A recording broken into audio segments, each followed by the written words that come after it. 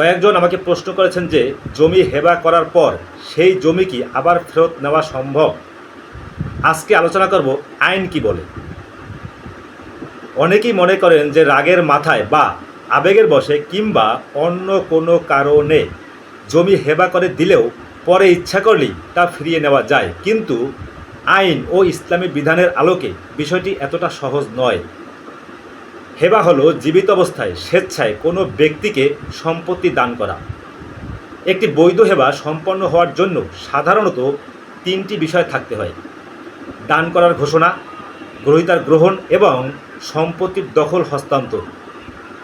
যদি এই শর্তগুলো যথাযথভাবে পূরণ হয় তাহলে সাধারণ নিয়মে দাতা একতরফাভাবে সেই হেবা বাতিল বা জমি ফেরত নিতে পারেন না। তবে কিছু ব্যতিক্রম রয়েছে। যদি প্রমাণ করা যায় যে হেবা প্রতারণার মাধ্যমে নেওয়া হয়েছে, জোরপূর্বক করানো হয়েছে, অথবা দাতা তখন আইনগতভাবে সিদ্ধান্ত নেওয়ার সক্ষম অবস্থায় ছিলেন না, তাহলে আদালতের মাধ্যমে হেবা বাতিলের আবেদন করা যেতে পারে। তাই হেবা করার আগে ভালোভাবে চিন্তা করুন এবং প্রয়োজনে একজন অভিজ্ঞ আইনজীবীর পরামর্শ নিন, কারণ একবার বৈধভাবে হেবা সম্পন্ন হয়ে গেলে পরে তা পরিবর্তন করা অনেক কঠিন হতে পারে।